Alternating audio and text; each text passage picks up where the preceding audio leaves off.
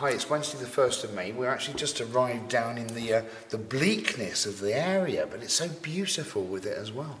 We're actually at St Michael's Church and All Angels in Princetown. No, we're not in South Africa, we're definitely in the Dartmoor region. And this church was built around about early 1800s. It's a lot of difference about the church itself, really. There was buildings here way before this time and settlements in Princetown, back to the Saxons when they came across. So that's something to bear in mind. But this church has so much history. Now, it's dedicated to St Michael for obvious reasons. St Michael is the patron saint of sick people, the elderly, but most importantly, he's also a patron saint of people of order, i.e. military, police, anyone in authority.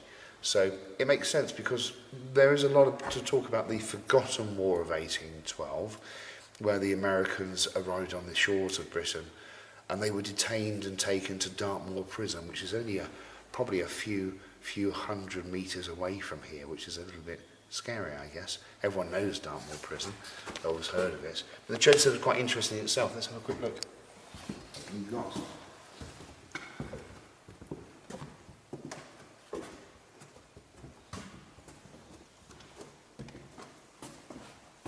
Rather interesting plaque up here with almost like a trinity knot. It means lots of other things to lots of different people, but it's just a rather nice thing. It looks a lot older than what it is, isn't it? I mean, it should be. I mean, bear in mind, it's only been here since 1812.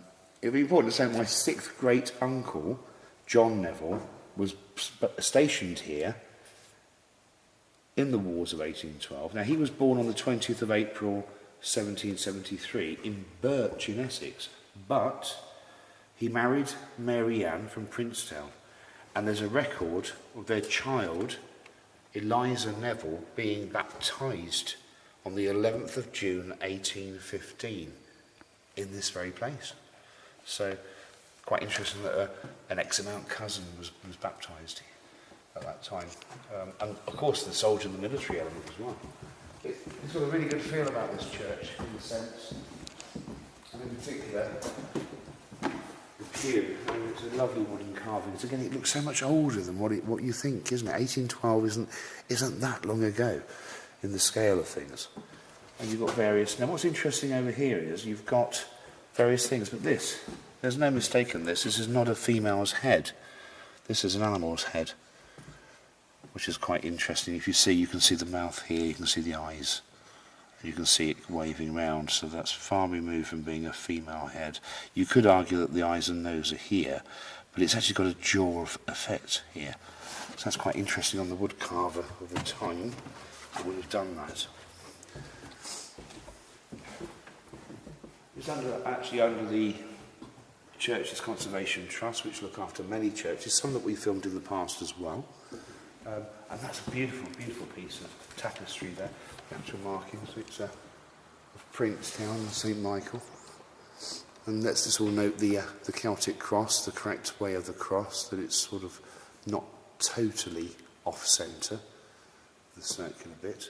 Quite interesting that he's got his blue, red and white robes on with his golden wings. So again, St Michael often depicts in different colours and different things depending on who's doing it.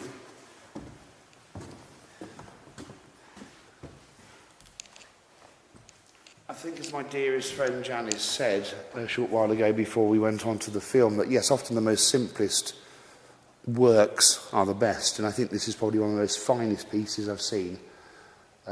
It covers sort of age with beauty, and the story it tells within it is just so remarkable about the life of Jesus at the bottom and the death at the end and the resurrection.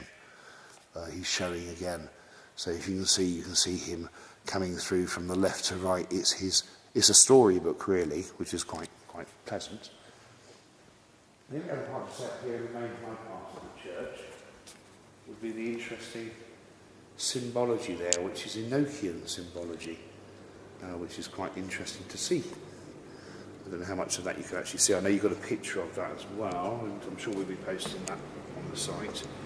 But there's a very interesting symbology there, very Enochian. Something that we'll talk about later on in our journeys over the next few days whilst we're mixing between Devon and Cornwall. So All in all, the church has got a lovely feel, I say, to it. Looked after the church's trust. Really worth a little visit. And it's peaceful. I think that's the most important thing. Peaceful.